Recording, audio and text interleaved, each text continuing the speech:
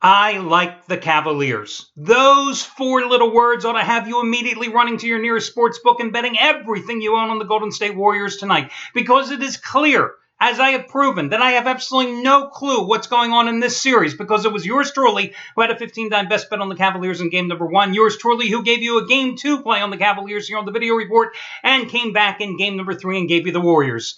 Gee, was I wrong. But I also have a vested interest still in this series, because I have a top-rated 15-time best bet on the Cavaliers plus $1.90 in the series, which I've already written off. And after winning 5 of the last 6 days in baseball, I've gotten that money back and more. But still, I like the Cavaliers tonight. I don't know what funk Cleveland was in the first two games, but they certainly showed up in game number three, handing the Warriors a fifth consecutive game three loss in the postseason, dating back to last year's finals.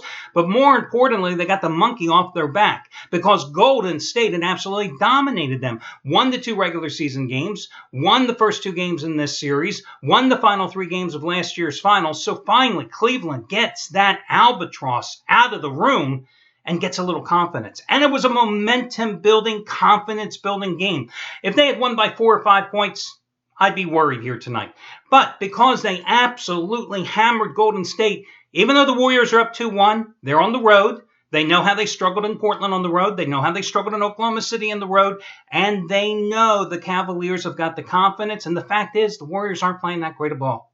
Listen, it is nice to say that your bench is producing like crazy. It's nice when Sean Livingston and Barbosa go for like 30 points like they did in game number one. But the reason guys are bench players is because they're not good enough to be starters. And right now, the 2 main starters that you've got to worry about for the Warriors, if your money's on Golden State tonight, Steph Curry and Klay Thompson, have both struggled throughout this series. Is it because of the Indians, the Cavaliers playing tough defense? At times, because everybody was raving about their defense in game number 3. Where was that defense in games number 1 and 2?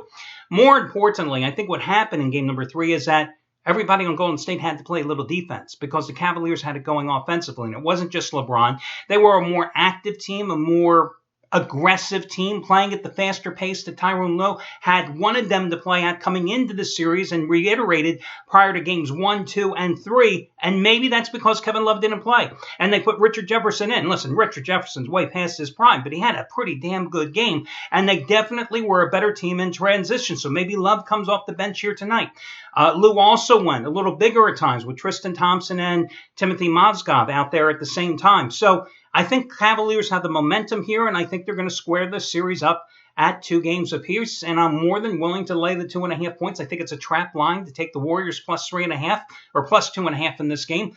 But again, I'm the guy who's been wrong in each of the first 3 games in this series. So take that with a grain of salt. Listen, like I wrote on my site today, I know which side my bread is being buttered on. And right now, the butter is being provided by baseball. Yeah, I lost to play with the Nationals last night minus $1.25, but I won the night prior with the Orioles plus $1.35 on the run line. I'd won the previous 5 days, and I keep making money in baseball. So that, no pun intended, is where I'm getting my dough, and I'm going to keep going to the well in baseball. Have no interest in betting this game tonight, but again, beware, I like the Cavaliers. Now in baseball tonight, after making a mistake yesterday here on the free pick with the Brewers at home against the Mets, I will switch sides and go with New York because, my God, you couldn't get a cheaper chalk than this one, right? Excuse me, I get so choked up talking about the Mets. Minus $1.20, Matt Harvey.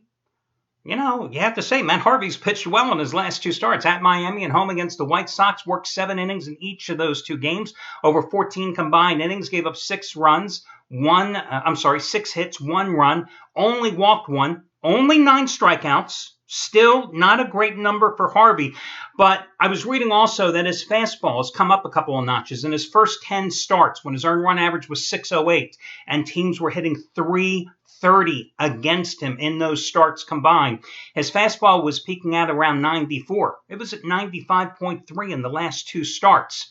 So White Sox and Marlins hit a combined 192 against him in those outings. I'm going to go with the Mets in minus the 120 tonight with Harvey against Milwaukee. Mets 4-0 in the season series, and I like them, as I said, again in this evening's contest. Your other free play, Oh, boy, I'm going to go with the Yankees. I always fear going with the Yankees because they always get themselves back to 500 and then they start sliding again. That's been their MO this season. But I like the way they're hitting the ball here of late, and I don't like the Detroit Tigers on the road. Tigers are coming off a 5-2 homestand, but remember, this is a Tigers team that has lost 12 of its last 16 on the road overall. This is a Tigers team that has lost 17 of its last 23 at the new Yankee Stadium in the Bronx.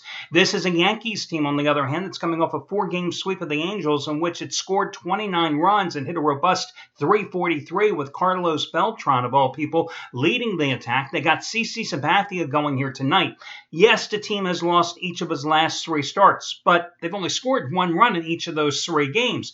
And the fact is, in 4 starts since coming off the disabled list, he's only allowed 12 hits in 24 innings and has an earned run average of 1.88 in those outings with 24 strikeouts in those 24 innings, which at his age and considering the way he's pitched of late, that's pretty damn good. In fact, I was reading that his earned run average right now for the season is the lowest it's been at this point of any season in the past 8 years. So he's really pitched well. And if you go back to last August even, he's got one hell of a nice 11-12 start run under his belt. Meanwhile, Mike Pelfrey, the Tigers went out and signed him as a number 5 starter, and he's produced like a number 7 starter.